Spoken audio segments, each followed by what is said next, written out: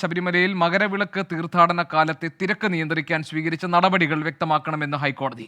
സർക്കാരിനും തിരുവിതാംകൂർ ദേവസ്വം ബോർഡിനുമാണ് ഹൈക്കോടതി നിർദ്ദേശം നൽകിയത്. കേസിൽ കോട്ടയം, ഇടുക്കി ജില്ലാ പോലീസ് മേധാവിമാരെ കോടതി കക്ഷി ചേർത്തിട്ടുണ്ട്. ശ്രീകാന്ത് വിവരങ്ങൾ നൽകാറുണ്ട്. ശ്രീകാന്ത്, എന്താണ് ഈ വിഷയത്തിലുള്ള കോടതി ഇടപെടൽ? അതിന്റെ വിശദാംശങ്ങൾ എന്താണ്?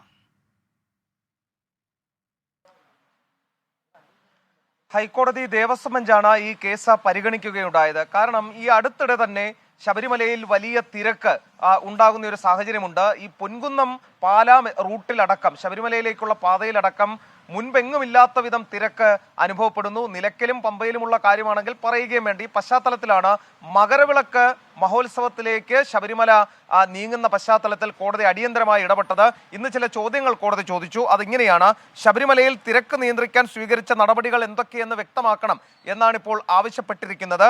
മറ്റൊന്ന്, സർക്കാരിനും തിരുവിതാംകൂർ ദേവസ്വം ബോർഡിനും ഈ തിരക്ക് നിയന്ത്രിക്കാൻ സ്വീകരിച്ച നടപടികൾ എന്തൊക്കെയെന്ന് വ്യക്തമാക്കി റിപ്പോർട്ട് നൽകാൻ നിർദ്ദേശം നൽകിയിട്ടുണ്ട്.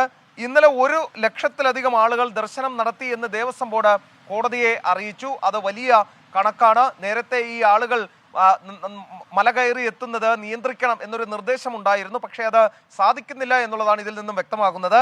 കേസിൽ കോട്ടയം, ഇടുക്കി ജില്ലാ പോലീസ് മേധാവിമാരെ കോടതി സ്വമേധയാ കക്ഷി ചേർത്തിട്ടുണ്ട്. കാരണം ഇവരുടെ നേതൃത്വത്തിലാണ് ഈ തിരക്ക് നിയന്ത്രണ സംവിധാനങ്ങൾ പ്രവർത്തിക്കേണ്ടത്. പാലാ, പൊൻകുന്നം, എരുമേലി മേഖലകളിലൊക്കെ തന്നെ കോട്ടയം SP യുടെ കീഴിലും ഈ കാനനപാതയിലൂടെ വരുന്ന ആളുകളുടെ, ഭക്തരുടെ അവരുടെ ഈ തിരക്ക് നിയന്ത്രണം എല്ലാം തന്നെ ഇടുക്കി SP യുടെയും കീഴിലാണ് വരുന്നത്. അതിനാലാണ് അവരെ കൂടി ഈ കേസിൽ കക്ഷി ചേർത്തത്.